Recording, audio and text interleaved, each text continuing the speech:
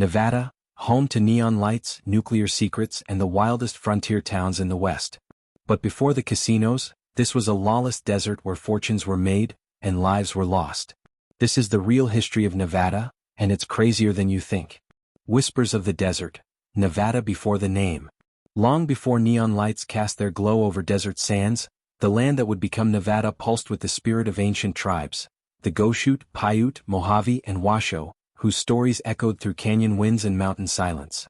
Then came the outsiders, Spanish explorers like Francisco Garces, carving imperial pathways into a sacred expanse, and Mexican merchants tracing trails through the bone-dry wilderness, their footsteps swallowed by the dust.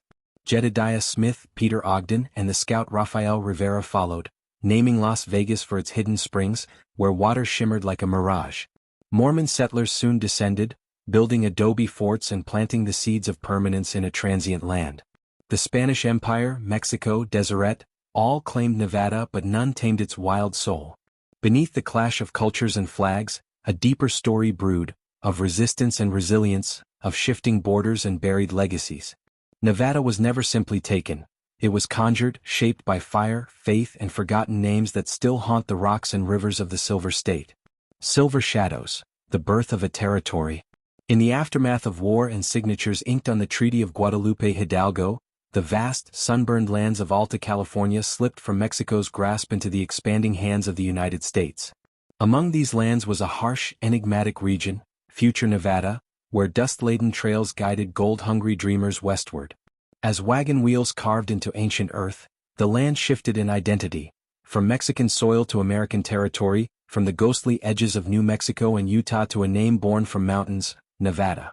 Then in 1859, a thunderclap beneath the surface, the Comstock Lode, a vein of silver so rich it whispered promises of fortune through the dry winds.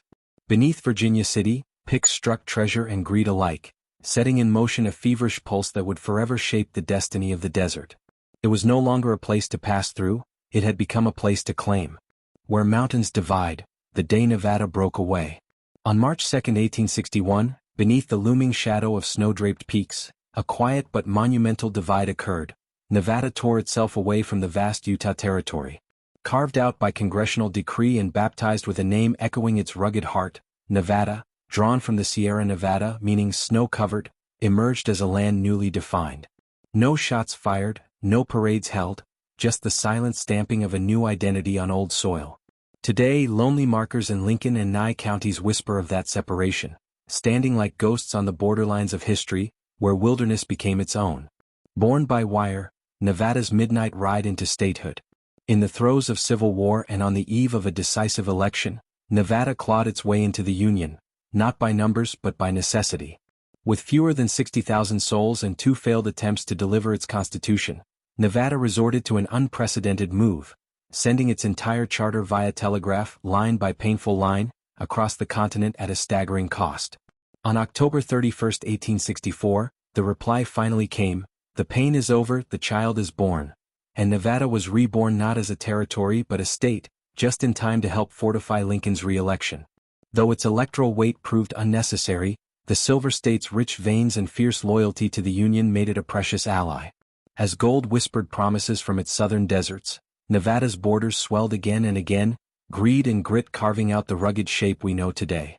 Jackpots, blasts, and dust, Nevada's gamble with destiny.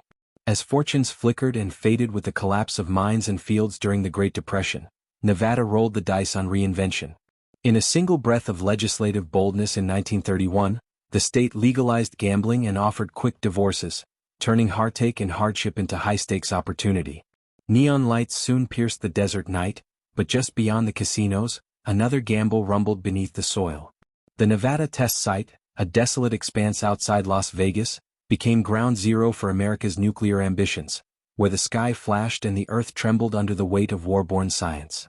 For decades, mushroom clouds rose like sinister guardians over a land where more than 80% remained in federal hands, too dry and wild for farming, but perfect for secrets. Nevada, forged in risk, found its identity not in certainty, but in chance. Deserted Strip, Nevada in the shadow of a silent storm. In March 2020, silence fell over Nevada's neon heart. The bustling clamor of slot machines and the echo of footfalls on casino carpets vanished as Governor Steve Sisolak declared a state of emergency, shutting down the very lifeblood of the Silver State. COVID-19 had arrived, and with it, a sweeping stillness blanketed Las Vegas and beyond. Streets once pulsing with visitors grew eerily still, and protesters filled the vacuum, pushing back against a world turned upside down. By May, the state crept toward reopening, inching through phases like a wary gambler hedging bets. As restaurants, salons, and gyms cautiously reopened, all eyes turned to June 4th when the casinos, the soul of Nevada, lit up once again. But beneath the flickering lights, the state carried a lingering question. Could the glitz ever truly outshine the ghost of a global storm? Today, Nevada is a land of extremes, where billion-dollar casinos sit just miles from nuclear test sites. But beneath the glitz, its past is still written in the desert. What's the wildest Nevada fact you've heard? Drop your thoughts in the comments.